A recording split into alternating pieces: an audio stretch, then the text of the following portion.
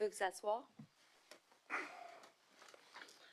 Alors, Monsieur le commissaire, de façon exceptionnelle, le témoin qui suit avait des contraintes au niveau de son horaire. Alors, de façon exceptionnelle, ce qu'on vous demande, ce serait de suspendre jusqu'après l'heure du lunch le témoignage de Mme Champoux-Payé et d'aller immédiatement avec le témoin suivant pour reprendre Mme Champoux-Payé après le lunch pour accommoder c'est parfait. Les témoins. Ça convient à tout le monde, ça?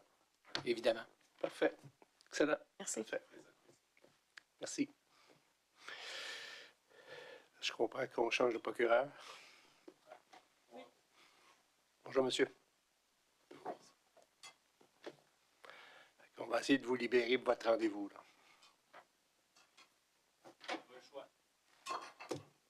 Surtout, je pense que vous étiez ici hier après-midi, ça se peut-tu? J'étais supposé passer hier après-midi. C'est ça. Donc, on va essayer de vous accommoder comme on peut.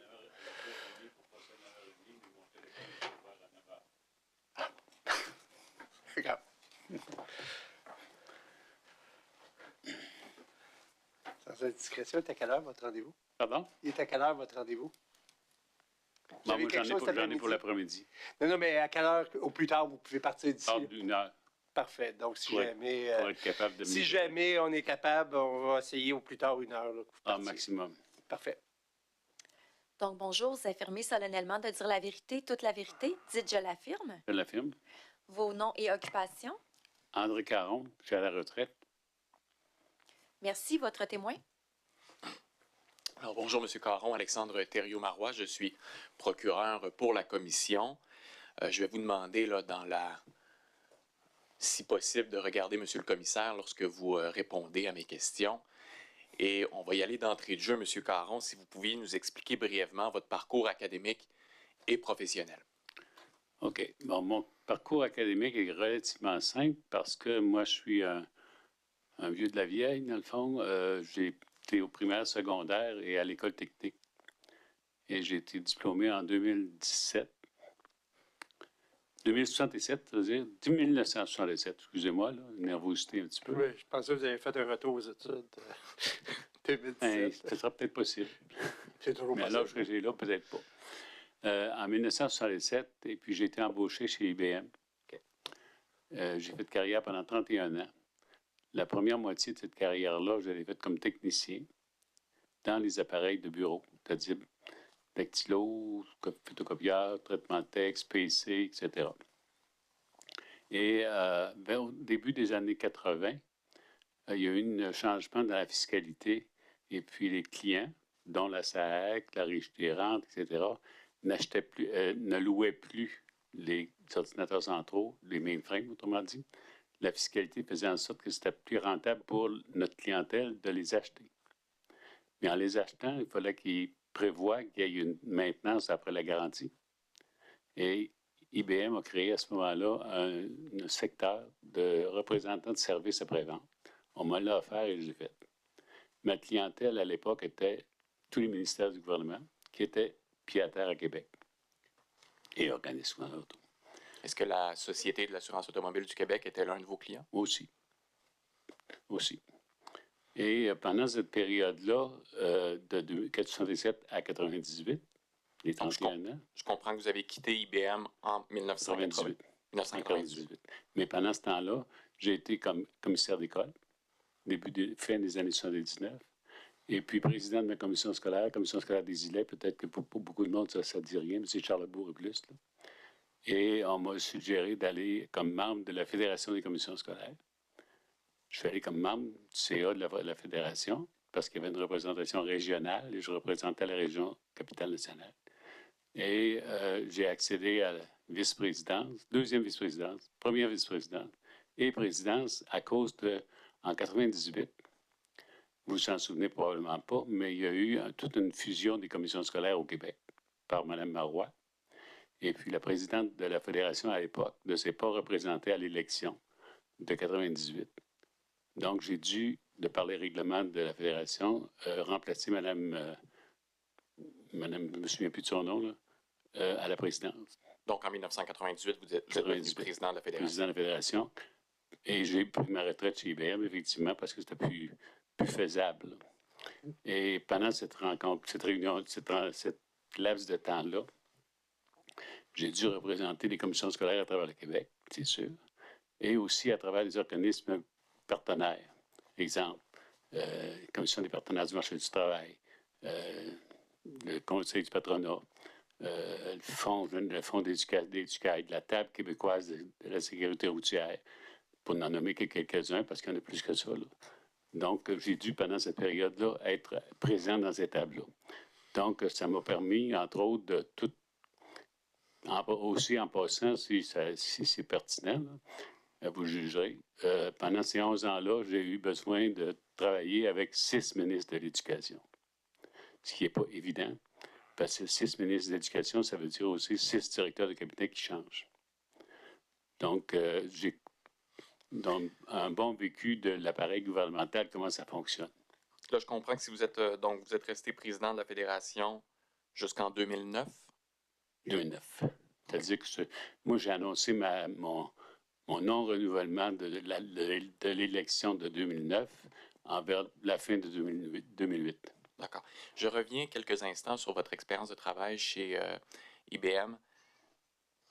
Quelles sont les plus hautes fonctions que vous avez occupées chez IBM? Donc, vers la fin, je présume, de votre carrière là-bas. Votre Je vais répondre autrement, puis vous avez votre réponse après. J'ai toujours refusé des postes à l'extérieur du Québec, de la ville de Québec, parce que j'avais jamais l'assurance de revenir à Québec. J'ai même eu des offres pour aller travailler aux États-Unis. Non, je n'ai pas refusé. Toronto, c'est la même affaire. Donc, j'ai toujours demeuré à Québec et le poste le plus... J'ai jamais occupé de poste de direction. Je me plaisais énormément dans mon emploi de représentant de services après-vente. Et j'avais des bonnes relations avec mes clients. Mais c'était un représentant de services après-vente chez IBM. Tu as un salaire, mais tu as une cote, tu as un objectif. Donc, j'ai dû rencontrer tous les objectifs parce que j'ai été même reconnu nationalement pour être un des premiers représentants. Est-ce que vous connaissez Mme Corinne Charette? Je l'ai connue à la SAC. Vous ne l'avez pas connue alors qu'elle était chez IBM en même temps que vous? Non, elle était à Montréal, probablement, pas à Québec. C'est pas si loin que ça.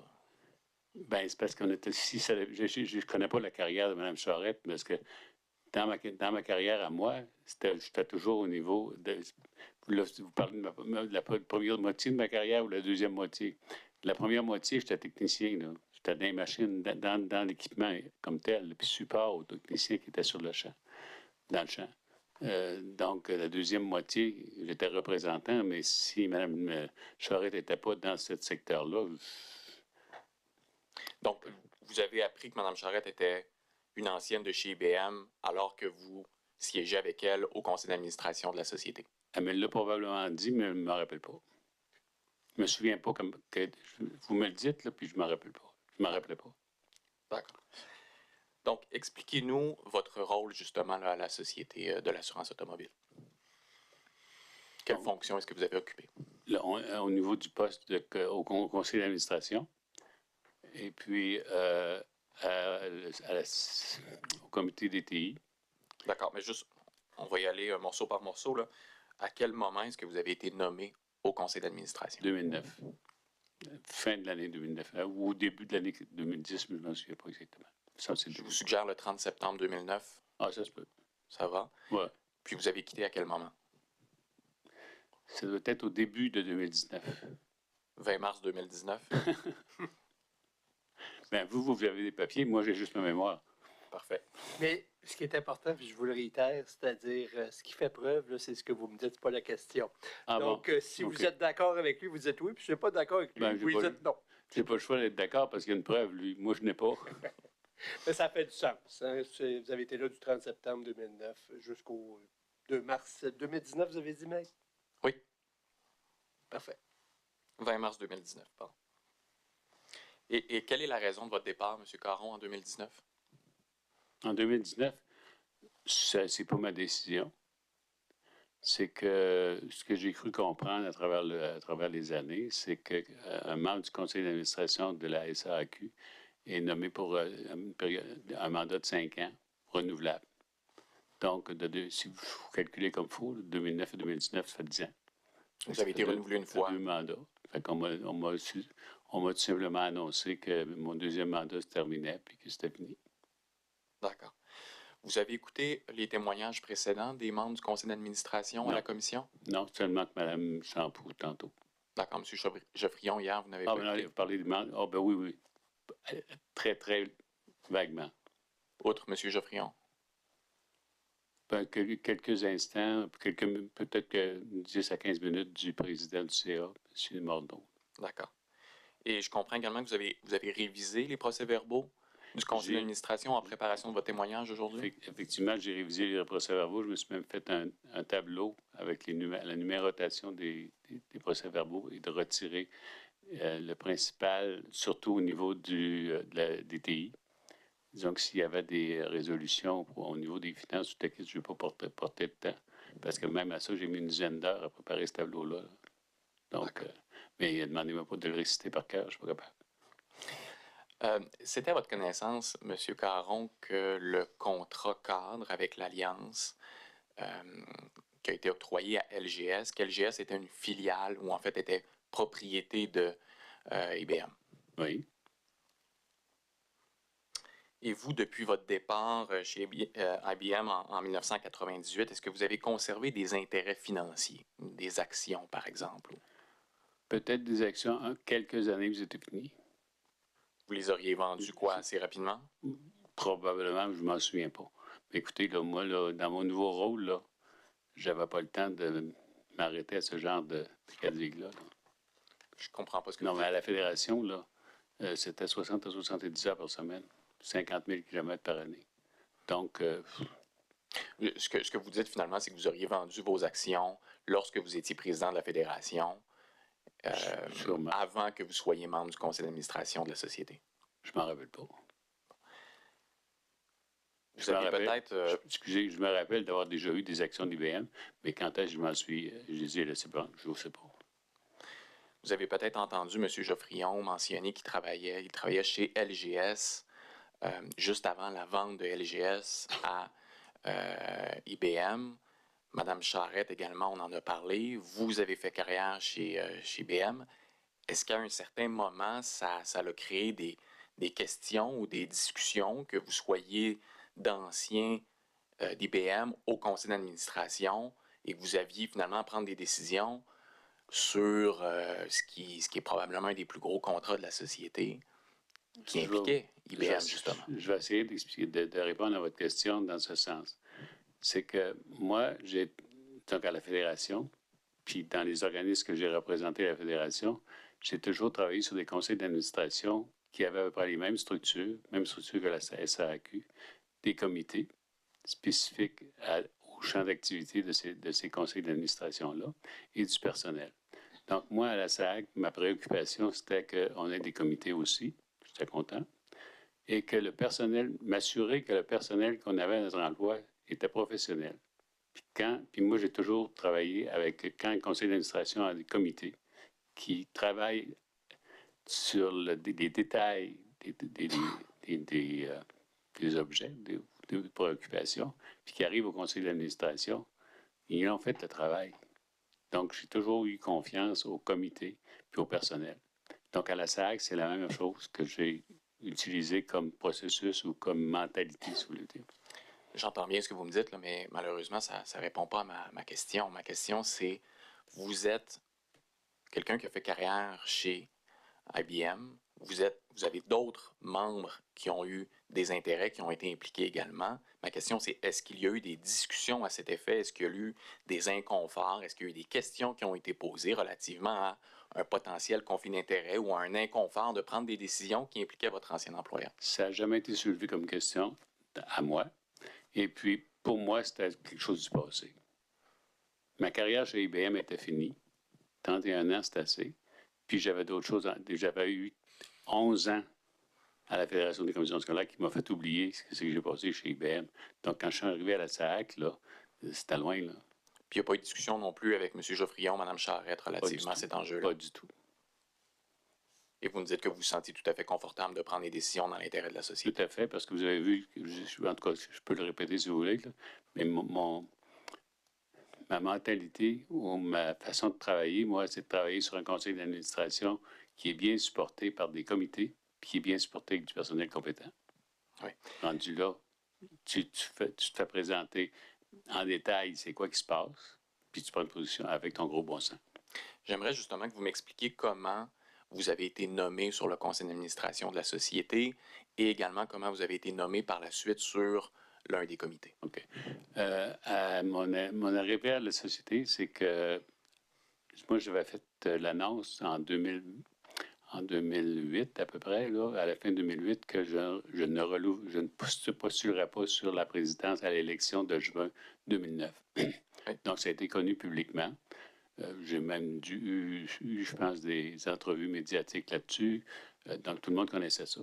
Et compte tenu que j'ai connu beaucoup de gens dans les 11 ans au niveau du gouvernement du Québec, soit comme ministre, comme directeur de cabinet ou de député.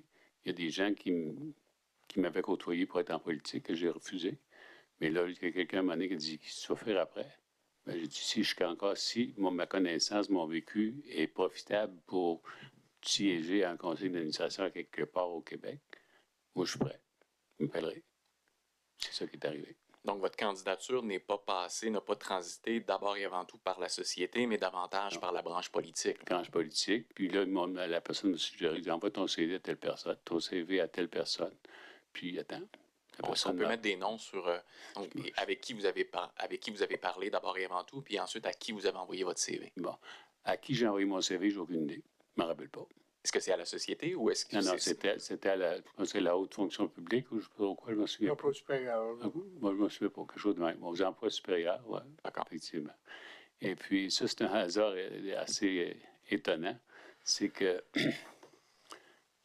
en 2008, là, je vais te faire un petit peu une introduction, là, parce que c'est important. En 2008, il y a eu une crise financière au Canada. Hein. Et le gouvernement de l'époque, à ce moment-là, avait créé des comités de travail. Et puis, j'ai été mandaté par la Commission des partenaires du marché du travail à siéger sur un de ces comités-là, des comités de 4 ou 5 personnes. Et à ce moment-là, M. Charest était sur ce comité-là. Et en sortant d'une réunion, à un moment donné, il dit, André, tu veux faire quoi, là? Pas pour parcourir le centre d'achat. Non, il dit, si je peux travailler pour quelque part, que mon expertise, mon vécu à la Fédération des commissions scolaires peut être utile, si vous pensez que ça peut l'être, bien, il dit, c'est pas compliqué. Il envoie ton CV à je ne me souviens plus qui. Donc, cette personne-là, c'était Jean Charest lui-même. Oui. Et ça a pris un certain délai? Ça a pris combien de temps ça a pris? Je ne me souviens pas.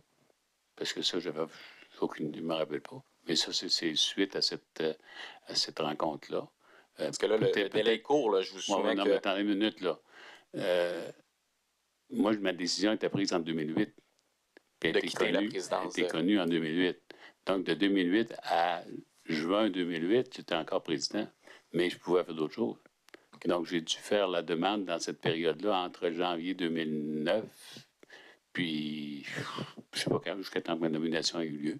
Ben, c'est ça, votre nomination, c'est le 30 septembre 2009. Là, donc. Non, mais j'ai dû faire ça tout de suite après la recommandation ou la suggestion de M. Charest. D'accord. Et allons-y tout de suite là, au comité, au sous-comité du conseil d'administration. Vous avez été membre d'un sous-comité? Oui, le comité DTI. D'accord. Et à quel moment vous avez été nommé sur ce comité? Il aurait fallu que je porte attention au PV que j'ai parcouru. Mais par contre, je l'avais juste 2013. Mais ça a été au conseil d'administration. Mais ça, c'est la décision du président de l'époque.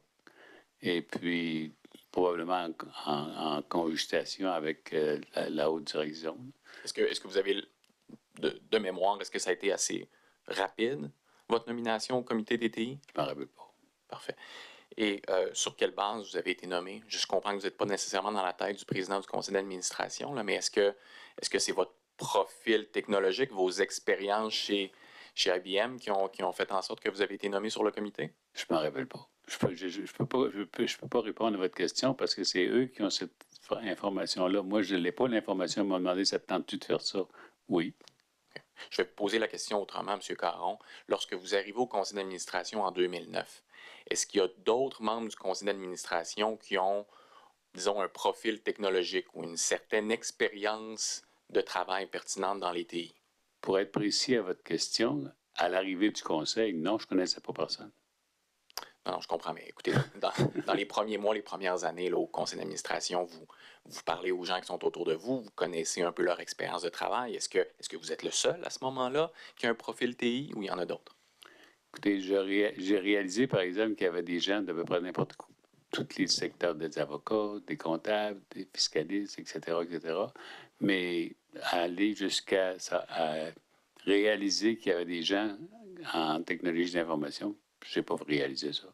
Vous n'aviez pas, là, par exemple, quand vous étiez au conseil d'administration 2009, disons jusqu'à 2015, vous n'aviez pas identifié quelques autres personnes qui avaient des connaissances en TI, puis vous étiez capable d'approfondir certaines discussions avec eux? Je comprends votre question, mais vous m'avez posé la première question, à savoir à mon arrivée. Non, mais là, Ah, ben, parlons pas sur les mots. Là, je pense que vous avez compris sa question. Oui, mais j'ai réalisé après que oui, il y a eu d'autres personnes qui étaient peut-être habiles ou en connaissance en connaissance, comme M. Geoffrion, par exemple, il est arrivé. Puis, je pense qu'il est arrivé en 2013. D'autres personnes, sinon, à part M. Geoffrion? Et c'est une bonne question. Bien, il y a eu Mme Croteau qui était présidente du comité TI, donc elle devait avoir probablement le potentiel pour faire le travail. D'autres personnes. Je ne me souviens pas. Mme Charette, j'imagine, je comprends qu'elle C'était est à arrivée en la fin 2019. de mon mandat. Je sais quand elle était là. En quelle année, vous devez le savoir? Elle est arrivée quelques mois avant votre départ. Ouais. Bon. Fait qu'on n'a pas travaillé longtemps ensemble. Donc, vous avez identifié M. Geoffrion, Oui. également la présidente du comité TI, Mme Croteau. Mme Croteau en même temps. Parce qu'elle a été présidente du comité TI, fait que je dois Et là, vous assumez... tout de suite penser que s'ils l'ont nommé président du comité TI, il y avait des bonnes raisons. Mais ça, c'est une... Vous l'assumez, là. Vous ne connaissez pas son CV. Vous n'avez pas de souvenir de son CV. Bien, son CV, moi, je suis conscient qu'elle était doyenne à Concordia. C'est tout ce que je sais.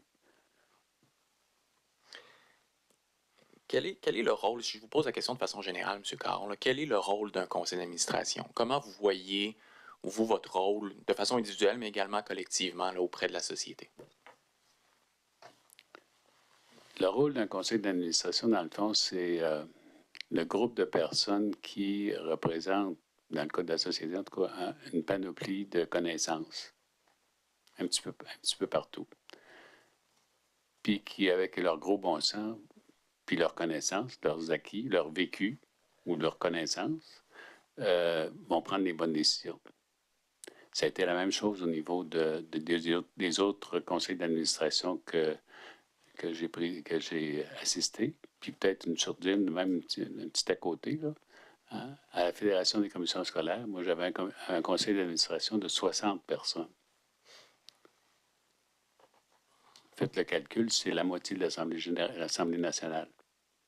C'est des personnes qui viennent de partout au Québec, mais qui se font confiance entre eux autres, puis qui participent à des comités, puis qui amènent des propositions au conseil d'administration. Donc, pour moi, c'était le cadre d'un conseil d'administration. À la SAC, c'était la même chose. Puis, il y avait ce genre de personnes-là qui étaient autour de la table, puis qui faisaient confiance au comité qui était en place, puis confiance au personnel de la haute direction ou au personnel des vice-présidences qui étaient là, que ce soit le vice-président au TI ou le vice-président aux finances. Quand il arrivait à nous faire des présentations, il faisait toujours Madame la présidente à l'époque, Madame Nathalie, était très, très, très, très habile à présenter les choses point par point. Et Madame Nathalie Tremblay. Madame Tremblay. J'oubliais le nom, là, vous voyez. Mais donc, vous leur faisiez confiance, c'est ce que j'entends de votre part. Tout à fait. Et un que je peux préciser, là, c'est que M. Malenfant avait l'habilité à vulgariser ses présentations pour les mettre à un niveau, autrement dit, de quelqu'un qui est à peu près nul. C'était vraiment très, très clair, ces présentations. Comme vous avez dit, le conseil d'administration, c'est des personnes qui viennent d'horizons variés. Donc, bien évidemment, il y en a qui sont peut-être plus comme vous, versés dans les technologies d'information, M. Geoffrion. Mais par exemple, Mme Payet, qu'on a vu ce matin, nous l'a dit très candidement, c'était peut-être pas sa tasse de thé. Là. Exactement. Donc, bien évidemment. Donc, on fait un acte de foi là, envers les personnes qui sont chargées de vous présenter un projet. Il faut faire confiance. Faire confiance. Donc qui, et vous avez en partie répondu à ma question, là, donc qui doit rendre des comptes au conseil d'administration? Normalement, si on regarde l'organigramme, c'est la présidente directe PDG. Et en pratique, comment ça se déroule? Ça se déroulait comme ça aussi. Puis avec une performance très exceptionnelle, tant qu'à moi, pour avoir participé à d'autres conseils d'administration. Là. Et donc, c'était seulement Mme Tremblay à ce moment-là, seulement la PDG ou la Non, PCD pendant un certain pas moment? nécessairement. Dépendant des dossiers, elle se faisait appuyer avec un gestionnaire ou une direction de service. Ça, c'est clair, très, très clair. Évidemment, quand il est question du projet CASA. Ben, c'est Carl Valenfant qui était son bras droit. Et maintenant, le conseil d'administration de la société, lui, à qui il doit rendre des comptes? Mais rendez compte, on est sous la gouverne du ministère des Transports. Donc, j'imagine que légalement, je ne sais pas comment ça peut fonctionner, je n'ai pas la connaissance de ce niveau-là. Là. J'imagine que le ministère des Transports pourrait toujours intervenir dans le conseil d'administration pas de la fédération, je m'excuse, là, mais de la société. Vous avez été informé, vous, de rencontres pendant votre mandat, de rencontres avec le ministre des Transports ou son cabinet ou encore le ministre délégué à la transformation numérique. Il y a eu des rencontres avec eux concernant le projet CASA. Est-ce que vous étiez informé de ça? J'aurais tendance à penser que ça s'est plus arrivé après mon départ. Parce que moi, probablement, vous avez des notes devant vous, là, mais le contrat a été signé en 2017. Moi, ma préoccupation avant que le contrat se signe, j'avais une vision qui est peut-être très personnelle, je suis peut-être la seule au Québec à l'avoir, là, mais voici. C'est que dans un appel d'offres, d'abord, le partage de risque est important. Moi, je suis contre les appels d'offres puis les contrats où il y a un chiffre en bas puis c'est le plus bas qui gagne. Ça ne marche pas. Dans ma tête, ça n'a jamais marché d'ailleurs. Ça n'a pas marché toujours. Parce que je n'ai pas toujours été invité dans les participations. Et ce que j'ai aimé aussi dans le processus qui a été fait à la SAQ, c'est que si ma mémoire est fidèle, il y avait eu un appel d'opportunité à des entreprises. Ça vous intéressera-tu de répondre à un appel d'offres sur ce projet-là? Et là, il a été retenu, je pense, si ma mémoire est bonne, deux compagnies qui pouvaient répondre, qui étaient aptes ou qui avaient envie de répondre. Et là, une fois que ces compagnies-là ont été sollicitées puis répondues, il y a eu tout un processus d'audition, genre comme ici, là, que la SAAC a questionné ces entreprises-là pendant des jours de temps. Et là, ils en sont venus avec un pointage, j'imagine, de laquelle des deux compagnies, des deux firmes étaient gagnantes. Puis là, ils ont ouvert des enveloppes de prix. Il y avait une pondération avec la qualification et puis le prix pour déterminer laquelle des deux. Puis ça a été l'alliance qui a été retenue. Alors, vous m'expliquez, M. Caron, votre compréhension du processus contractuel, mais j'ai peine à faire le lien parce que ma question portait sur les rencontres entre la société et les ministres ou leur cabinet. Donc, et là, je pourrais vous suggérer, là, plus spécifiquement, en 2018, donc avant votre départ, il y a eu justement des rencontres avec le ministre des Transports et à l'époque, le ministre délégué à la transformation numérique. Ça, est-ce que vous êtes informé de ça? Est-ce que vous avez souvenir de ça? Je n'ai pas souvenir de ça, mais si ça a été apporté au conseil d'administration, c'est que dans les procès-verbaux, Mme Tremblay avait toujours la gentillesse ou l'obligation de nous faire un topo de ce qui s'était passé dans les mois entre les deux conseils d'administration. Et s'il y a eu des rencontres avec peu importe qui, elle nous le signalait. Mais ça ne faisait pas partie des procès-verbaux, ça. D'accord. Et vous, les relations politiques que vous aviez tissées à l'époque comme président de la fédération scolaire, là, la fédération des commissions scolaires, n'ont pas été mises à profit Pas du tout. pour... Comme j'ai fait après 2009, 2019, tout ce que c'est que j'avais à la SAG a été dans des chiqueteuses. Vous avez donc participé à aucune rencontre Non, avec... aucune. Qui était donc, vous avez parlé de Mme Nathalie Tremblay, est-ce qu'elle était présidente du conseil d'administration? Est-ce qu'elle était, PDG. je reviens, donc on va regarder ensemble d'abord les présidentes du conseil d'administration. Qui était-il pendant votre mandat entre 2009 et 2019? En 2009, je ne me souviens pas du nom de la personne, c'était un monsieur, mais je ne me rappelle pas. Il n'a pas été longtemps, lui, il s'en allait à la retraite. C'était Mme Tremblay. Ça a été Mme Marianne, le prénom j'oublie, Tawil, qui était présidente du conseil d'administration un bon bout de temps et qui était remplacée par M. Normand. Pas Normand, Morneau. Puis après M. Morneau, ça a été c'était Mme Lorna Telford, je pense. Telford, très bien. Et vous avez combien de rencontres par année, là, environ, à votre souvenir? C'était à peu près une douzaine, mais si je fais référence à ce que j'ai consulté pour me préparer, entre 2013 et 2019, il y en a eu 43.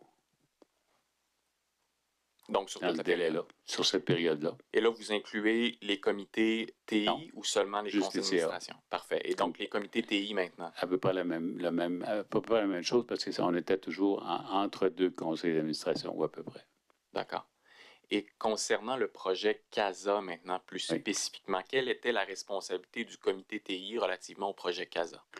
Bon, moi, on se comprend là, qu'on est proche de mon 2019, là. Donc, le comité avait des rapports de la vice-présidence TI avec des échéanciers, des tableaux, puis comment ça va, puis c'était pas en détail de ta technologie, mais dans le processus. Puis dans ce processus-là, à ce moment-là, il y avait des représentations, pas des représentations, ou des fois des suggestions d'amener des décisions au conseil d'administration. Mais c'est seulement des propositions. Il n'y a pas de pouvoir au comité TI. Là. Mais est-ce que vous avez souvenir, M. Caron, que dès l'année 2016, on a constitué le comité conjoint pour suivre le projet CASA? Conjoint TI vérification? Oui. Oui, mais pas toutes les rencontres. Qu'est-ce que vous voulez dire? Je pense que si mon souvenir, là, c'est que il y a peut-être une rencontre sur deux, mais là, peut-être que mes collègues qui vont venir voir là, plus tard vont corriger mon manque de mémoire, mais il me semble que les comités conjoints étaient comme une fois sur deux. Mais je ne suis pas sûr. Mais ils avaient la responsabilité spécifique de traiter du projet CASA. Entre autres, oui. La compréhension que l'on avait dans l'enquête jusqu'à présent, c'est que le comité TI allait s'occuper de tout ce qui est technologie, mis à part le projet CASA. Et pour ce qui est du projet CASA, lui, il était traité spécifiquement par le comité conjoint pour ensuite être présenté au conseil d'administration. Je n'ai pas souvenir qu'on avait ça comme ça. Non? Non. Donc, que ce soit au comité conjoint ou au comité TI, lorsqu'on parlait du projet CASA, comment l'information vous provenait, vous, comme membre du conseil d'administration? C'était souvent très détaillé parce que je me souviens de certaines rencontres qui ont duré quasi une journée, soit à Montréal ou à Québec. Là. Mais c'était dans les détails. Mais des détails que je me suis aucune souvenance aujourd'hui. Là. Mais peut-être que vous vous souvenez de la forme que ça prenait. D'abord, c'était qui venait faire ces présentations-là? Souvent, M. Malenfant. Et lui, il était appuyé par quoi? Souvent, il y avait des spécialistes de son équipe avec lui, dépendant de quel sujet qui serait traité. Puis là, à ce moment-là, il nous faisait des présentations. Mais justement, ces présentations-là, elles prenaient la forme d'une présentation PowerPoint, si je ne m'abuse? PowerPoint, très détaillé, puis on pouvait questionner pour... Bon. Et vous, là, vous dites, bon, des rencontres du comité conjoint pouvaient durer jusqu'à une journée. J'imagine dans ce cas-là que l'information que vous avez, elle est plus importante au comité conjoint ou au comité TI que l'information qui va par la suite être transmise aux autres membres du conseil d'administration. Bien, il faut comprendre que là, le comité TI ou le comité conjoint a à prendre une décision. Bon, ça a de l'allure. La présentation que vous venez de nous faire a de l'allure. Vous nous proposez quoi? Donc, dans la proposition, c'est une proposition de résolution pour le CA. Et là, dans la proposition du CA, bien, c'est sûr que la présentation au CA ne durera pas une journée. Là. Elle va être nécessairement plus courte que celle. Elle va être synthétisée parce qu'elle a déjà été. Puis c'est ça l'objectif d'un comité. C'est de travailler en profondeur puis d'amener le résumé ou le consensus du comité au conseil d'administration. Mais là, j'ai accroché sur quelque chose que vous avez dit tout à l'heure. Je vous ai parlé du projet CASA, puis là, vous m'avez dit, ben là, on approchait de mon départ en 2019. Mm-hmm. Mais on est d'accord que le projet CASA, là, ça a commencé bien avant 2019. Là. Les premières étapes, les premières bases ont été jetées en 2014, 2015, même avant. Oui, mais pour moi, ce qui était important de CASA, c'est plus à la signature du contrat. Avant le contrat, oui, il y a eu des travaux, mais ce que je me souviens le plus, c'est après le contrat. Avant le contrat, c'était la préparation de l'appel d'offres. Appel d'offres qui avait, je ne sais pas combien, M. Geoffrion, hier, il a dit que c'était ça de paix, là. Je pense pas, là. Un petit peu plus petit que ça, mais ça va des milliers de pages. Donc, on n'a pas été sollicité pour aller travailler dans la rédaction de l'appel d'offres. C'est pas notre rôle. Mais vous étiez donc dans le comité conjoint déjà en 2016, là, avant la signature du contrat en 2017. Oui. Monsieur Carl Malenfant, justement, est-ce que vous avez participé au processus de recrutement de Monsieur Carl Malenfant? Pas du tout. Donc, la seule fois où vous avez été impliqué, c'est lors de la présentation par Mme Tremblay. Et qu'est-ce qui vous est dit à ce moment-là de souvenir? Comment est-ce qu'on vous présente M. Malenfant? Mon souvenir, c'est qu'il a fait un petit peu la revue de sa carrière, notamment son projet PGI à Hydro-Québec. Oui. Puis ses forces. Puis qu'est-ce qu'on vous a dit justement sur le projet d'implantation du PGI chez Hydro-Québec? Est-ce qu'on vous a dit que ça s'est très bien passé, que ça s'est plutôt mal passé? Je me souviens qu'on a mentionné qu'il y avait l'expérience du PGI à Hydro-Québec, mais les détails de cette présentation-là, je ne les ai pas. Là. Vous savez pas, vous vous en rappelez pas ou on ne vous a pas dit si ça s'était bien passé ou mal passé? Je ne me rappelle pas si on me l'a dit. Parfait. Et comment il était perçu, M. Malenfant? Vous avez dit qu'il y a des présentations qui sont très claires, qui sont très pédagogiques d'une certaine façon, M. Malenfant. Mais donc, les membres du conseil d'administration, comment ils le perçoivent? Comment ils apprécient son travail avant votre départ en 2019? L'évaluation que j'en ai, c'est que M. Malenfant avait une très belle personnalité. Puis je pense qu'il y avait des relations très positives avec tous les membres du conseil d'administration. Il y a peut-être des membres qui l'ont questionné plus parce qu'il y avait plus de background dans la technologie que moi, je pouvais en avoir. Mais à part de ça, moi, M. Malenfant, c'est champion. Là. Puis lorsque vous êtes rentré chez vous en 2019, puis que vous avez vu ce qui est advenu du projet CASA un peu plus tard, donc en 2022-2023, est-ce que là, a posteriori, vous êtes dit, oh ben là, peut-être que l'information qu'il m'avait donnée M. Malenfant n'était pas tout à fait juste ou était peut-être incomplète ou... Je vais être franc avec vous. Même au moment où on se parle, je ne suis plus les informations. Je ne suis plus les nouvelles. Moi, je suis mon ordinateur que j'ouvre à la page Windows, puis je regarde des grands titres, c'est tout. Vous n'êtes pas intéressé, outre mesure? À... Non. Je ne suis plus là. On va prendre un pas de recul, donc on va regarder ensemble la période, peut-être, en fait, celle qui est préalable à l'embauche de M. Malenfant. Est-ce que vous vous souvenez qui occupait les fonctions de M. Malenfant avant son embauche? Je vais vous donner son prénom, mais son nom ne me vient pas à l'esprit. C'est Michel. Léveillé? Oui. Okay. Et quel était son projet, M. Léveillé? Est-ce que lui Bon. planche sur Casa ou lui, c'est quoi son... OK. Je suis quoi son plan? je suis content que vous me posiez cette question-là parce que, dans le fond, M. Leveillé, ce qu'il nous avait démontré, c'est que la technologie de l'époque était désuète. OK? Là, je vais utiliser un mot technique. Là. L'ordinateur central, il tirait à sa fin. Et au niveau hardware, si on veut dire, et au niveau aussi support. Donc, on n'avait pas le choix. C'est comme, si je prends l'exemple, si vous travaillez avec Windows, puis que Windows, il vous dit qu'on ne supportera plus telle version à telle date, bien, vous n'avez pas un choix, là. OK, c'est lui qui décide. Donc, c'est à peu près la même chose qui se passait au niveau de la plateforme centrale, puis que aussi, la SAG est vraiment en développement, puis il manquait de ressources capables. Je me rappelle, à un certain moment donné, Michel nous avait raconté, il dit, moi, des programmeurs en COBOL, j'en trouve plus, là. Il n'y en a pas. En COBOL, C-O-B-O-L, c'est le Ouais. langage.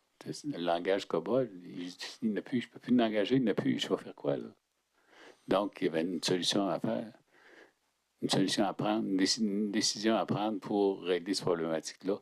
Donc, ça a été plusieurs rencontres où Michel nous a comme amené à l'idée que la technologie que la SAC avait, il fallait qu'elle soit remplacée par d'autres choses. Mais justement, outre ce constat de M. Léveillé, est-ce que lui avait déjà décidé que ça passerait par un PGI ou il y avait plutôt d'autres options qui étaient sur la table à ce moment-là? Je pense pas que M. Léveillé nous a amené plutôt, il nous sensibilisait à l'effet qu'il fallait qu'on fasse de quoi. Mais les solutions, je ne me souviens pas qu'il nous en avait proposé. Donc, le PGI est davantage arrivé avec M. Malenfant par la suite? Je pense que oui. Ou précédent M. Malenfant, mais comment, je ne sais pas. Et est-ce que vous êtes capable de nous dire comment le processus décisionnel vers le PGI s'est effectué? Non, je ne suis pas capable de répondre à ça. Je ne sais pas. Est-ce que vous saviez, vous, lors de l'embauche de M. Malenfant, qu'il avait justement de l'expérience avec le PGI chez Hydro-Québec? Bien, dans la présentation de Mme Tremblay au conseil d'administration, elle nous a fait mention que M. Malenfant avait de l'expérience sur le PGI de Hydro-Québec. Quel PGI, de façon plus spécifique? Est-ce que ça vous avait été mentionné? Non, je ne me rappelle pas.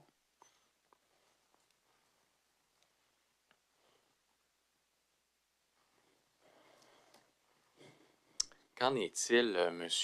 Caron, de l'implication de SAP dans ce processus décisionnel, justement? Là, vous me posez une question trop technique. J'ai aucune idée. SAP, vous savez ce que c'est? Ben, j'ai su ce que c'était, mais une fois que c'était arrivé, pour moi, SAP, là, je ne connaissais pas ça. Mais vous, en amont, si je vous suggère que, par exemple, des clients de SAP ont été visités par la société, que SAP elle-même a été visitée par la société, est-ce que ça, vous n'étiez pas impliqué ou vous ne saviez pas? Je n'ai pas eu connaissance de ça.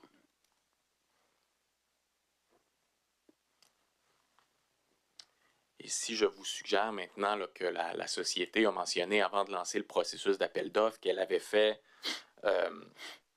une étude sérieuse et documentée pour évaluer ses besoins, estimer les coûts du projet, etc.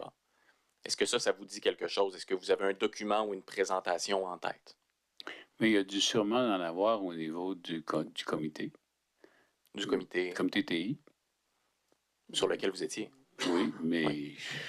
Tu sais, là, on recule de 10 ans, 12 ans. Je ne me souviens pas. Est-ce que vous avez un chiffre en tête sur l'estimation des coûts? Comment vous avez représenté là, que cette solution-là allait coûter à la société? Là, je vais vous répondre parce que j'ai entendu Mme Paris tantôt parler de 200 millions. Donc, Mais 200 millions, vous ne savez pas. Non, je ne m'en rappelle pas.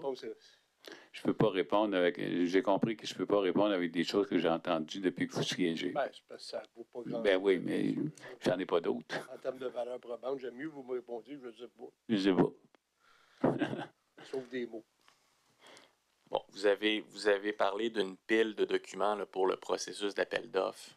Là, j'ai fait référence à l'image de M. Geoffrion. Vous mettez la pile un peu plus basse. Ben, il me semble que oui, c'était exagéré un peu. En tout état de cause, en tout état de cause, l'avez-vous lu, cette pile de documents? Non. Non. Donc, quand vous m'avez parlé tout à l'heure de votre compréhension, là, vous avez fait quand même un long laïus sur le processus d'appel d'offres, comment l'adjudicataire avait été sélectionné. Ça, cette compréhension-là, vous la tirez de quoi? De où?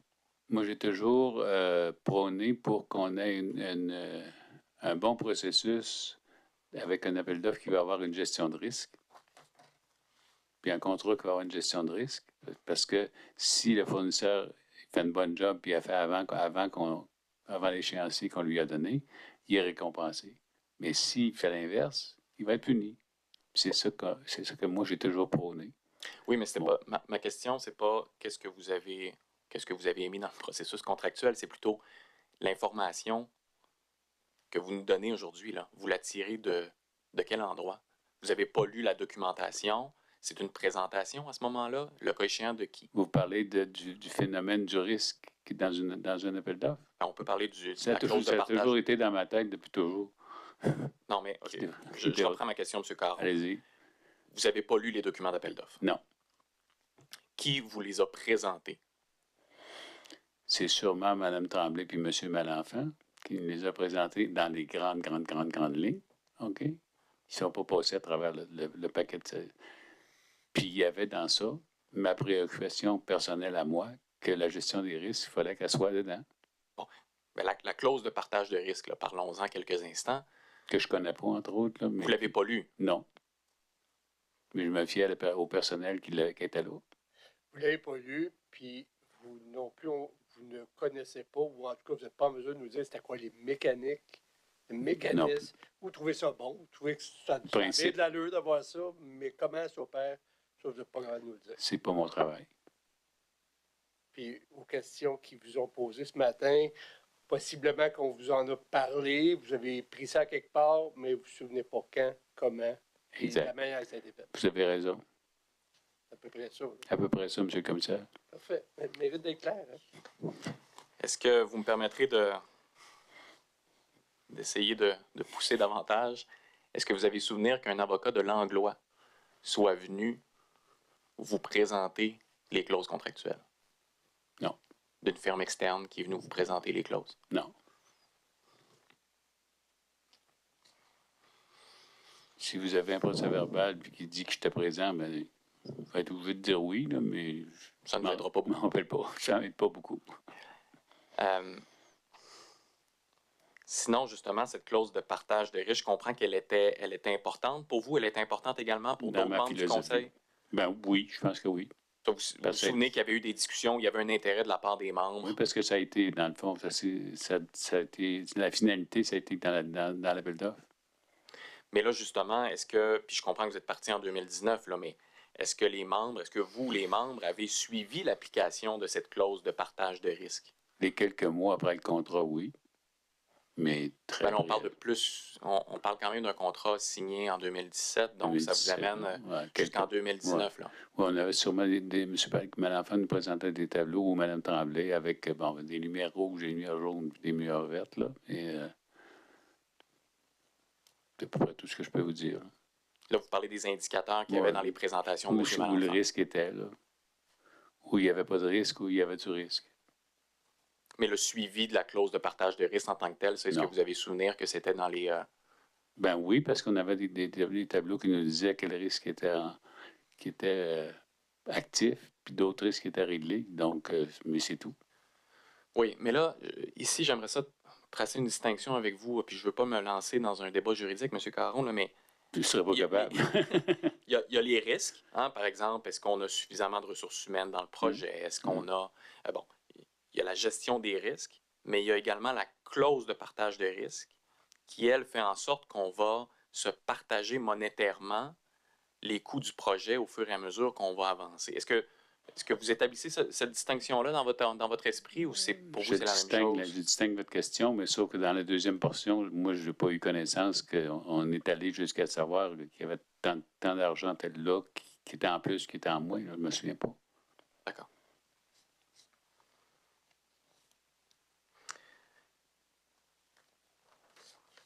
Les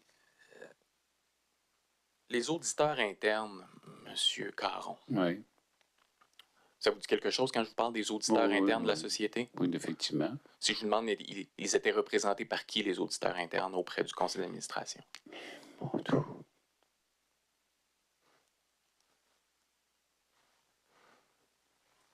Non, pas capable de vous répondre. M. Pelletier, M. Daniel Pelletier. C'est un nom qui me dit quelque chose, mais je ne suis pas capable de... Vous ne mettez pas Non, pas capable de un mettre visage le sur visage de ça. Non, Quel était le mandat des auditeurs internes dans le cadre du projet CASA? Est-ce que vous en avez souvenir? pas vraiment. Pas capable de répondre.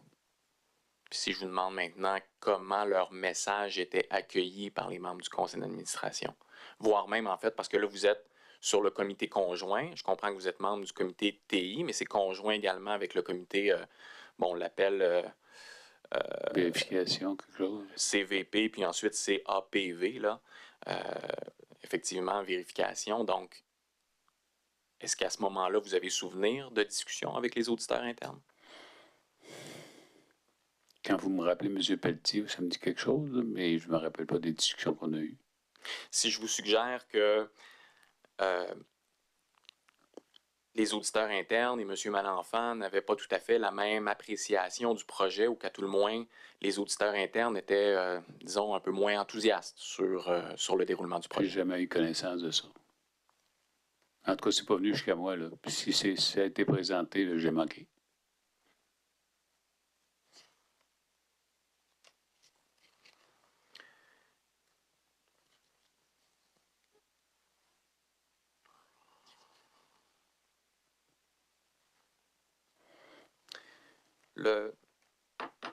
Lorsqu'on vous présente le contrat en 2017, parce qu'on vous a présenté l'appel d'offres au préalable, il y a eu tout le processus, vous nous l'avez expliqué, la présentation du contrat en 2017. Est-ce que vous savez souvenir quel est le montant du contrat à être signé avec l'Alliance? Pour être franc avec vous, là, c'était partie de ma mémoire, ça. Le souvenir est revenu quand j'ai visionné des témoins qui sont venus ici. Mais moi, avant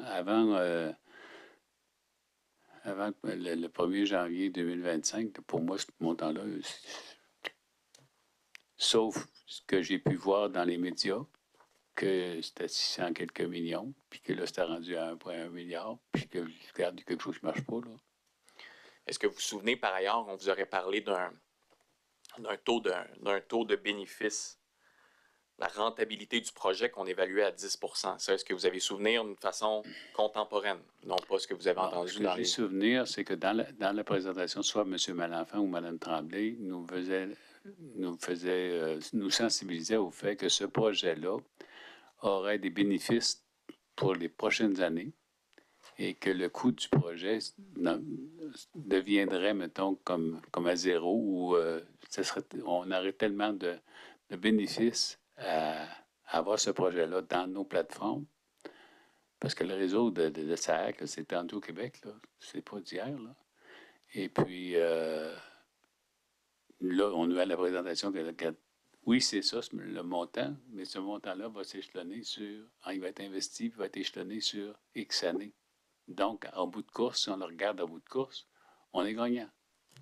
C'est le même que je me souviens de la présentation. Mais les bénéfices, quels sont-ils? Qu'est-ce que vous comprenez des bénéfices à ce moment-là? Bien, au niveau, entre autres, la plateforme centrale qui était là, ça avait des coûts d'opération. Un mainframe, là, ben là, je peux peut-être aller un petit peu plus loin, là. Moi, je vendais les services après-vente. À la société. À la société, notamment. Je me souviens pas des chiffres, là. Mais entre autres, là, je leur présentais qu'après la période de garantie de tel équipement, que ce soit tel équipement de la centrale, bien, la garantie va être finie telle date, là. Voici ce que c'est qu'IBM vous offre comme offre de service pour faire un service. Vous voulez voir un service 24 heures par jour, vous voulez voir un service seulement qu'à 8 heures par jour. Puis là, on s'entendait sur un contrat pour 1 an ou 2 ans ou 3 ans, ça dépendait. Donc, ces coûts-là, ils étaient comme enlevés aux oubliettes avec la nouvelle plateforme. Donc, c'est ce genre, c'est un exemple, là. C'est Ça, très c'est ce qu'on vous, à tout le moins, c'est ce qu'on vous représentait Ben en oui. 2017. C'est le même qu'on nous représentait. Ben, je vous donne un exemple très précis. Voilà, là. Mais en gros, il y avait des bénéfices administratifs dans les années suivantes. Puis est-ce que vous avez souvenir qu'on a revu ce taux de rentabilité de 10 on l'a revu à la baisse par la suite? Pas pendant que j'étais là. Mais justement, là, vous êtes parti en 2019. Oui. À ce moment-là, on en est où dans le projet CASA? Là, je veux juste me souvenir à la lecture des procès-verbaux que j'ai vus, qu'il y avait la livraison 1 qui était, en tout cas, si elle n'était pas faite, finie, était proche d'être finie. Et qu'est-ce que c'est la livraison 1? À mon souvenir, ma livraison 1, c'est surtout sur le côté finance, côté ressources humaines. Et Colin. Qu'on appelle en anglais le back-office. Ah, C'est ça? vous avez le bon terme, monsieur le En anglais, commissaire. là. Je ne l'ai pas en français. Je n'ai pas de mérite. Là. Est-ce qu'il existe en français? Aucune idée. Donc, c'était surtout ça. Puis, c'était positif, ce que j'ai su. Et la livraison 2, elle? Je n'ai pas été informé beaucoup sur la livraison 2. Là. En 2019, la livraison 2 elle débutait, je pense bien. Mais elle était en planification. Il y avait du travail qui avait été fait, du travail préparatoire qui avait été fait pour la livraison 2. Probablement, si j'avais pu consulter l'échéancier, mais je ne l'ai pas consulté. Vous me dites que ça a été Est-ce que commencé. vous voulez dire que vous n'avez pas consulté l'échéancier? L'échéancier était dans les présentations PowerPoint de M. Malenfant? Bien, sur la livraison 1, mais la livraison 2, là, je ne me souviens pas d'avoir vu ça. Là.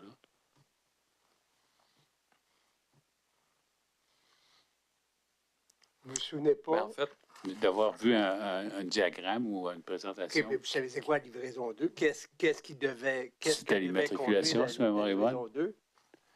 Ce que j'ai allons-y, entendu, ce que j'ai entendu dans vos débats, c'est que la livraison 2 était sur l'immatriculation. Vous avez entendu le débat, mais vous êtes là jusqu'en 2019. Oui, mais je Ça, me souviens. Quand je suis parti de là, moi, quand je suis parti de là, moi, j'ai fait un delete. dans votre mémoire. Oui. Bon.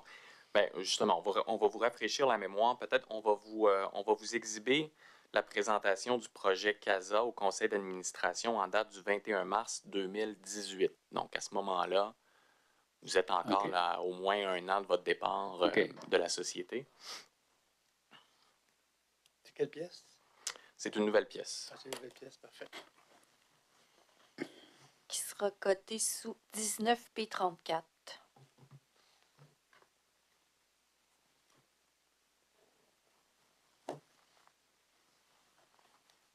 Donc, le document s'appelle Suivi chantier CASA, 21 mars 2018.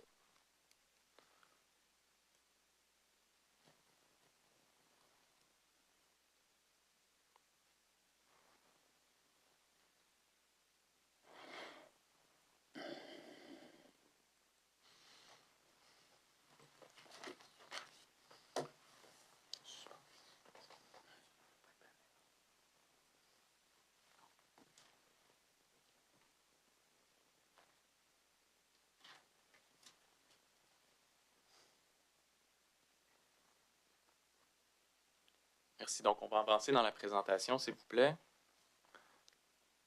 Est-ce que c'est... Vous parlez du 21 mars 2019. Oups.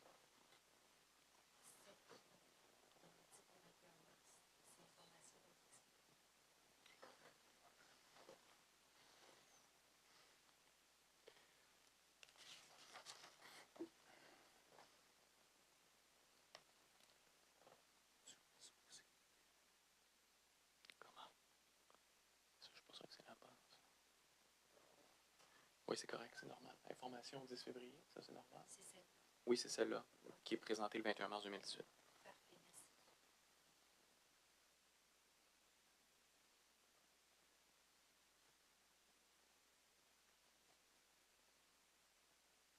Puis on va aller à la page 3 de cette présentation.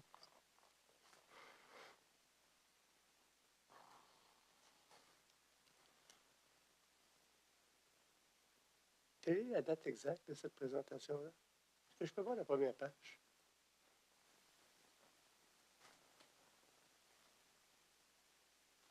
La date est le 21 mars 2018.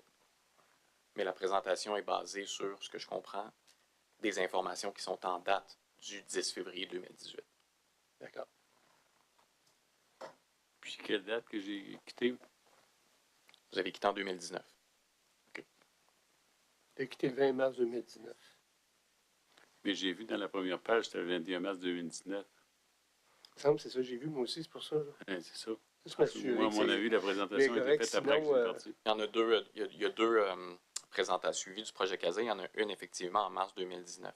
Est-ce qu'on peut voir, j'aimerais voir la première page de ce document-là avant qu'on aille à la page 3. Il y a juste- Juste pour rassurer le témoin, là, qu'on Ben, ne il me parle pas de semble. quelque chose que vous n'étiez pas là.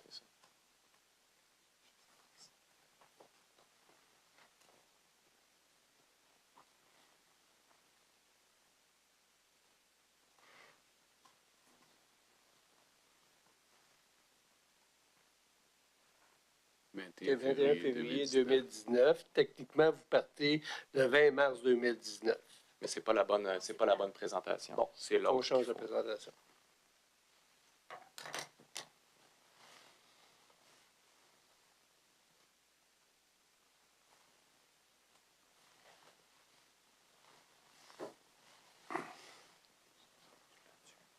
Voilà, 21 mars 2018. Et ça, c'est la pièce qui va porter le numéro 19P34, Mme la greffière? Parfait. Exactement. Faut qu'on se mélange après. Ça va, donc si on peut aller à la page 3, s'il vous plaît.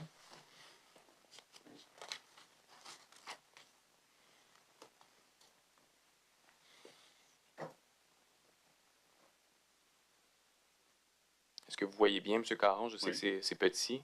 Oui. Bon, vous voyez la livraison 2 ici.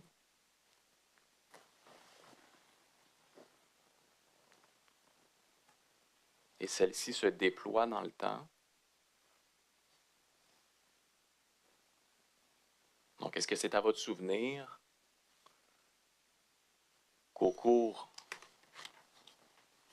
de l'année 2018, là, on travaille sur la livraison 2 et que celle-ci doit être déployée? Là, malheureusement, on manque... la légende ne s'affiche pas complètement à l'écran.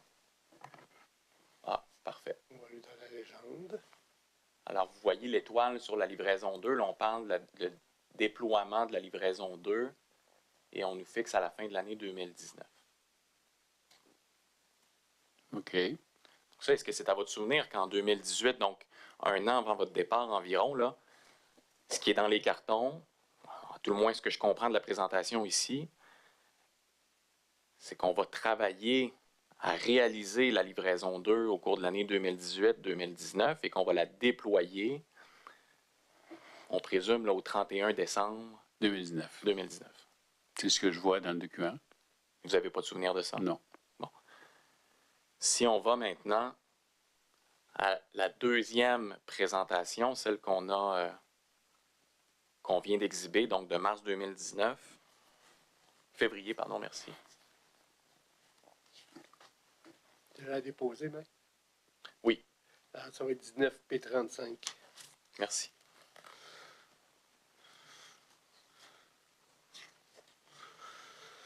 Pour le bénéfice de la greffière, on va lui donner un titre. Donc, cette fois-ci, suivi du projet CASA présenté au conseil d'administration le 21 février 2019.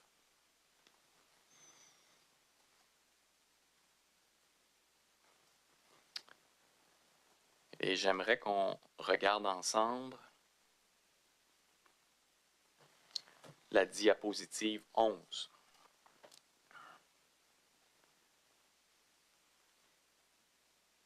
Et là, pendant qu'on s'y dirige, M. Caron, je ne fais pas erreur, là. Ici, on parle bien des présentations PowerPoint de Karl Malenfant qui sont présentées au comité TI, puis ensuite au conseil d'administration. Au comité TI, mais pas nécessairement les mêmes présentations au conseil. Des fois, ils sont comme synthétisés. Mais à ma souvenance. Donc, C'est pas celle-là, là, mais en général. de façon générale, là, ce qu'on comprend, c'est que celle-ci selon votre raisonnement, est synthétisé et résumé versus ce qui a été présenté au comité TI. Peut-être pas toutes les fois, mais c'est arrivé déjà. Et bonne chance. Oui. Parfait. Parce que normalement, le conseil d'administration fait confiance à ce qui a été travaillé au comité TI. Parfait. Et là, vous voyez ici, donc on est environ 1 an plus tard. On est juste avant votre départ, M. Caron. Et ce que je constate, encore là, c'est ce que je constate personnellement de la présentation, mais on a décalé la livraison 2, là. La livraison 2 qui devait être déployée le 31 décembre 2019, là, on vise davantage. Bon, on a la notion de go live technique et go live opérationnel, puis là, on est à l'automne 2020. Mais vous comprenez que ça fait longtemps que je suis parti, mais là, l'automne 2020. Non, mais attention, là. Mais là, vous me présentez un document où, en 2019, je suis comme plus là. En 2019, vous êtes là. Au moment où cette présentation-là... Mars. Pardon? Oui, au moment de la présentation, oui. C'est Mais comme quand on fait votre projection de retraite. Alors, on vous présente, je vous fais une projection de votre retraite que vous allez prendre dans 5 ans. Je vous dis aujourd'hui là, qu'on va avoir une échelle de 5 ans. oui. C'est pas là. C'est bon. OK, vous comprenez, là? OK, je C'est comprends. ça. Donc, ce que le procureur veut savoir, c'est, on vous a fait cette présentation-là, vous étiez là. OK. Vous étiez là. Ce que je comprends, votre témoignage, c'est que si on n'a pas ça, vous, là, même la phase 2, vous ne vous souvenez pas du tout de l'échéance. Pas grand-chose. Puis que ça a été reporté et qu'on l'a décalé. Donc, vous n'aviez pas souvenir qu'on avait, en l'espace d'1 an, décalé d'1 an, ou à peu près, le déploiement de la livraison 2. J'ai sûrement eu de l'argumentation pour nous présenter ça, mais je ne m'en rappelle pas. Ils ont dû nous donner les motifs. Mais je ne me souviens pas des motifs, là. À savoir pourquoi ça avait été décalé. Non. Je vais essayer de vous aider. Je vais faire peut-être une dernière tentative. Je vais vous montrer le procès-verbal du comité conjoint du 19 mars 2019. Et ça, c'est votre... Je vous suggère que c'est votre dernier comité conjoint avant votre départ.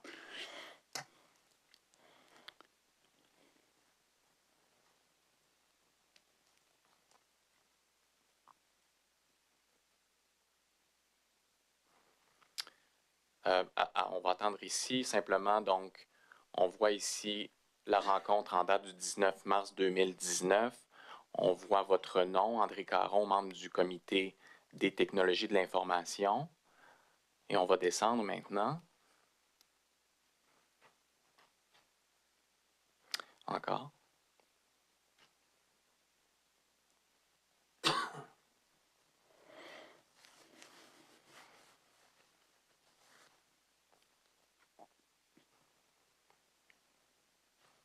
On va descendre au haut de la page suivante.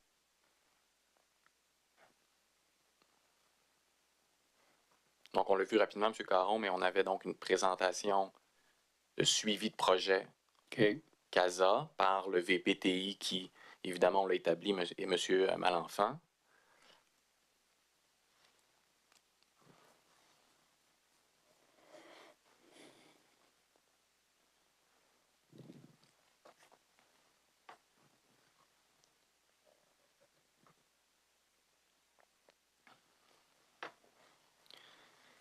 Et là, ce qui m'intéresse ici, Monsieur Caron, c'est la section résultats. Et ce qu'on nous dit, je vais le lire à voix haute pour le bénéfice de tous.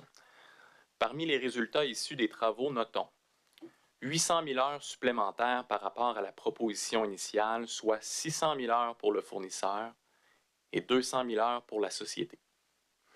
Cet écart s'explique principalement par l'utilisation de métriques d'évaluation et d'analyse avec les standards de l'industrie et non pas en fonction de la situation réelle, c'est-à-dire 600 000 heures. L'exercice a permis de dégager une compréhension commune de la situation. Sur les bases de celle-ci, la société et IBM ou LGS sont parvenus à une entente de principe qui confirme le nombre d'heures à faire. Donc ça, c'est vraiment juste avant votre départ. Oui. Il est question de la livraison 2. Et ce qu'on dit, là, c'est qu'on est à côté de la plaque pour 800 000 heures de travail, dont 600 000 heures pour LGS. Avez-vous souvenir de ça? Des discussions entourant... Il y a forcément un membre du comité conjoint qui a dit, mais comment se fait-il qu'on a pu se tromper par un si grand écart? Pour être bien franc avec vous, là, le souvenir que j'en ai, là, c'est la semaine dernière quand je l'ai lu. Mais je n'ai pas souvenir de cette réunion-là.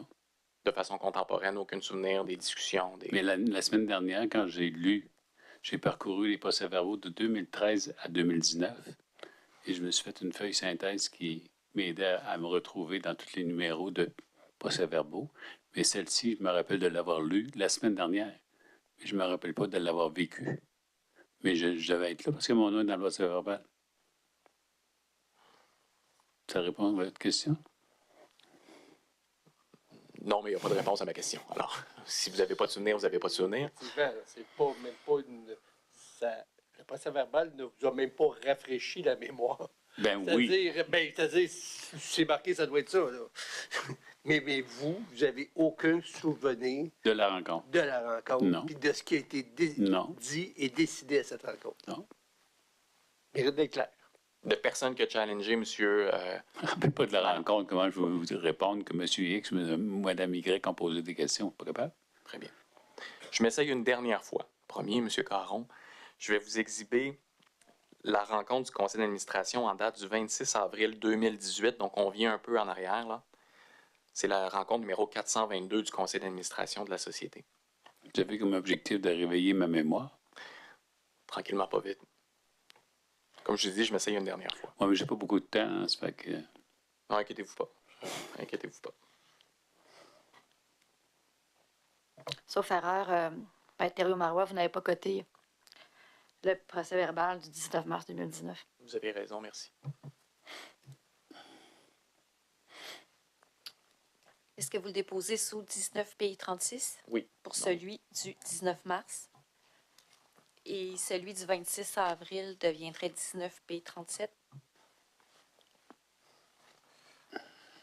Oui, celui qu'on va regarder à l'instant. Oui, effectivement. Faites juste attention, pour une Mais précision, c'est ça. là, c'est pas la même. C'est peut-être juste dire le titre là, de la pièce précédente, là, c'est du comité conjoint, là. Oui. Et non du conseil d'administration. Donc, ça va être le procès verbal du comité conjoint CIT, trait d'union CAPV. Et cette nouvelle pièce, ça sera le procès verbal du conseil d'administration.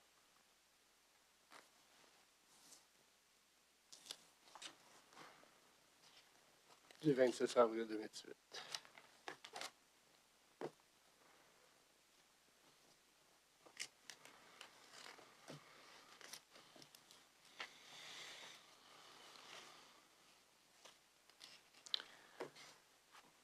Donc, pour cette rencontre, si vous voulez bien, on va se diriger à la page 3 du procès verbal.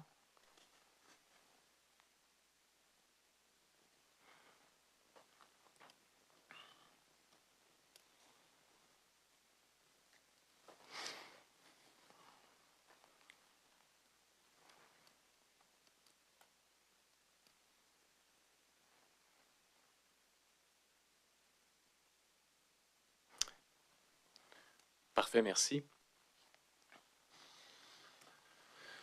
Donc, on se trouve dans la section, M. Caron, dans la section rapport de la présidente et chef de la direction, Effectivement. qui est, à ce moment-là, Mme Tremblay et M. Malenfant. oui, mais là, on parlait bien de la présidente et chef de la direction. Donc, on parle de Mme Tremblay, Mme sinon Tremblay. M. Malenfant. Et elle avait donc, ma compréhension des procès-verbaux, je vous demande de confirmer ou d'infirmer, elle avait l'habitude de faire une présentation des principaux enjeux ou des principaux, disons, éléments dans l'actualité là, concernant la société. Effectivement. Et on a une sous-section ici, couverture médiatique, qui concerne CASA. Et on y mentionne, la présidente revient sur la diffusion d'un article du Journal de Québec sur le projet CASA. Nous nous attendions à ce que le projet suscite de l'intérêt des médias. Bon, et là, on continue par la suite à discuter de comment est-ce qu'on a traité cet article On mentionne qu'il n'a pas eu d'impact sur la relation avec nos partenaires et la crédibilité de la société. On mentionne en terminant un suivi a aussi été fait avec le cabinet du ministre. L'opposition a fait la demande de nous convoquer en commission parlementaire, mais à ce jour, nous n'avons pas reçu de convocation. Donc, je réitère qu'on est en 2018. Monsieur Caron, j'ai peut-être déjà la réponse, là, mais est-ce que vous vous souvenez de quel article de presse il est question ici? Pas du tout. Mais par contre, j'ai repris connaissance la semaine dernière de cet événement-là. Mais de l'événement en particulier, je ne m'en rappelle pas. Puis qu'est-ce que le Journal de Québec a publié, j'ai aucune idée. C'est sûrement pas positif. Ben, écoutez, vous ferez vos propres déductions là, avec le titre de l'article, mais je vous suggère qu'à ce moment-là, on venait de publier un article qui s'intitulait « Risque de dérapage informatique à la Société d'assurance automobile du Québec ». Est-ce que ça vous rafraîchit la mémoire? Pas du tout. Puis si je vous dis qu'on est en 2018, là, mais déjà cet article de presse identifie des risques. Cet article est pratiquement prophétique. Là, on va parler de problèmes de ressources humaines. On va parler de travailleurs qui sont situés en Inde. On va parler d'un problème de définition des besoins. Déjà en 2018, là. Ça vous dit rien? Ça me dit rien parce que je suis Journal de Québec, c'est pas mon.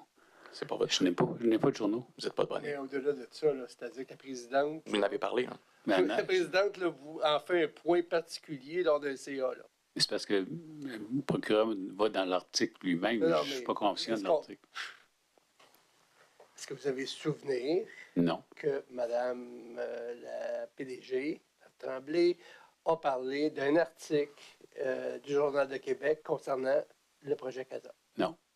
Non. Mais dans le processus, Mme Tremblay nous faisait toujours des topos de ce qui s'était passé ou ce qui était pour Ça, vous vous éventuellement souvenez se qu'elle passer. faisait, Ouais, ça, c'était régulier, à elle chaque faisait conseil. des topos À à chaque chacun. Ça, conseil. vous en souvenez. Mais le contenu spécifique, il a dit, c'était une tentative. Il essayait là, de vous raviver la mémoire. Là. Fait que ce que vous me dites, c'est que si je ne l'avais pas lu Je m'en la souvenais semaine pas. passée, dans ma préparation de témoignage, Ça sera. ça a le mérite d'être très franc. Là.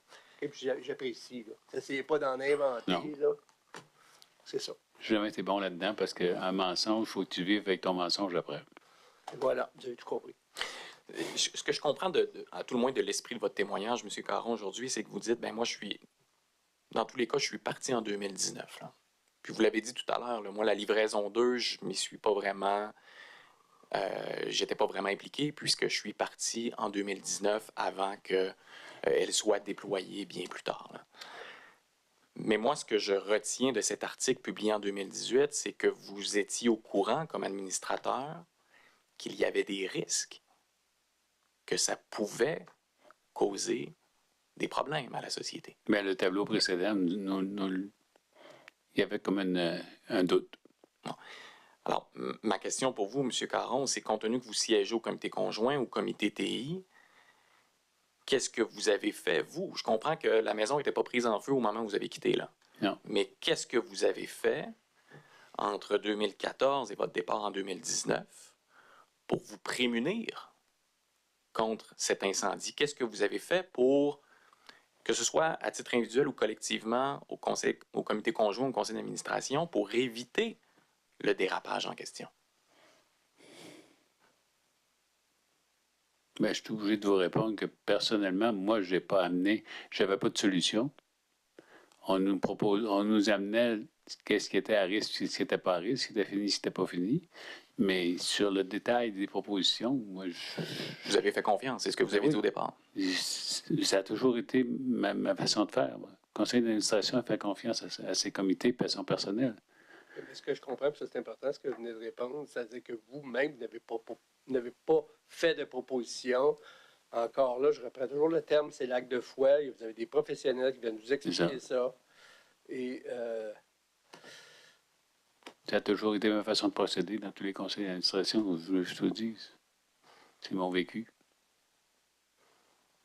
Et là, je comprends que vous n'étiez plus là, M. Caron, mais vous en pensez quoi des dépassements de coûts, des dépassements d'échéancier de réduction de la portée de la livraison 2, de l'évacuation de la livraison 3. Qu'est-ce que vous en avez pensé une fois que vous avez... Je comprends que vous n'étiez pas dans l'actualité seconde par seconde, là, mais... Non, je n'étais pas dans l'actualité seconde par seconde. Puis avant d'être convoqué à cette commission, ben là, je me suis comme réveillé un peu, hein, dans le sens que s'ils m'ont appelé, c'est parce que ça doit être sérieux. Donc, j'ai commencé à revoir de la documentation.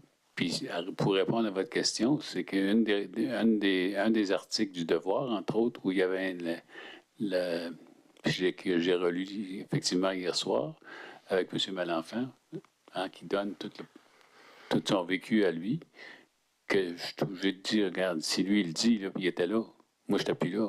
Donc, il doit avoir raison. Mais comment vous avez apprécié a posteriori votre travail comme membre du conseil d'administration? Est-ce que ça vous a choqué quand vous avez vu les dépassements de coûts, les dépassements de délai, la réduction de portée, comme je viens de mentionner? Ben, je me suis dit, il doit sûrement avoir des raisons. Par contre, je ne les connais pas. Puis c'est votre travail, je pense, c'est votre mandat de les trouver.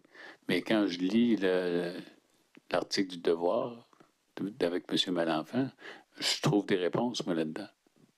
En tout cas, puis j'ai confiance en lui. Mais ça, ce pas des réponses que vous avez obtenues quand vous étiez membre du conseil d'administration. Encore aujourd'hui, vous avez oui, mais on confiance. n'était pas dans la situation du 500 millions qui est véhiculé dans les médias, là.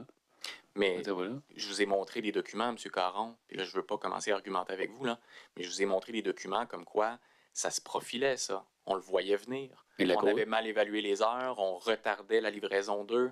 Je veux dire, c'est pas arrivé du jour au lendemain, là. On aurait pu dû le voir venir, ce dérapage. Oui, mais vous m'avez présenté un tableau de 2018. Même si j'avais été là 12 ou 15 mois après, on n'a pas eu le temps de réagir à ce tableau-là. Là. Vous avez soulevé quelque chose d'hyper intéressant tantôt, comme vous avez dit. S'ils m'ont fait venir, il doit y avoir une raison. Donc, vous l'avez dit, la raison. OK? C'est-à-dire, cette semaine, vous allez voir, on fait entendre des membres du CA. Vous avez pu voir. Membre du CA, président du CA, membre de comité, etc. Moi, le mandat que j'ai avec mon équipe, c'est de faire un portrait de la situation. Ça, c'est une première phase.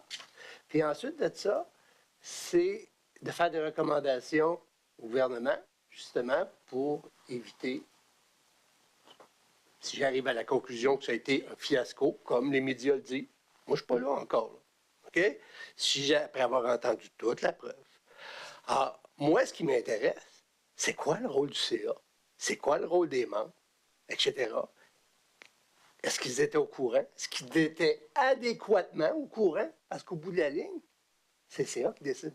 Mm-hmm. Je comprends. Vous savez? C'est le CA qui décide. Alors, s'il y a eu des lacunes, par exemple, en termes de transmission d'informations, de formation des membres de CA, du profil des membres d'un CA comme la société, c'est important que je pose des questions à une personne comme vous. C'est important. Dénigrez-vous pas ce matin. OK? C'est important. Vous n'êtes pas ici pour rien. Je comprends les problèmes de mémoire, je peux les comprendre, etc. Mais effectivement, moi, là, ce qui répond beaucoup à mes questions, là, c'est l'acte de foi que vous faisiez. Là. Moi, ça m'éclaire. Alors, je ne sais pas si le procureur de la commission a d'autres questions. Est-ce qu'il y a vraiment des questions contre-interrogatoires? Je ne vous les mettrai pas, là, mais si vous voulez... Non, mais monsieur le commissaire, on n'a pas de questions. Vous pouvez laisser faire, vous dites? Je vous ai dit que nous n'avions pas de questions. OK, j'avais mal compris. Ça doit être lâche. Parfait. Alors, on vous libère. Écoutez, midi 25, vous avez du temps en masse d'aller à votre rendez-vous. Merci. Bon appétit également. Alors, Monsieur le commissaire, oui, avec votre permission, oui. Je vous demanderai une courte séance de gestion à huis clos, s'il vous plaît. Tout à fait. Alors, ce que là, je vais expliquer, c'est quoi une séance de gestion pour que tout le monde se comprenne bien. Vous, en premier, je vous libère. C'est terminé. Merci. Parfait. Alors, vous pouvez quitter. Bonne fin d'audition. Merci beaucoup. C'est gentil, j'apprécie.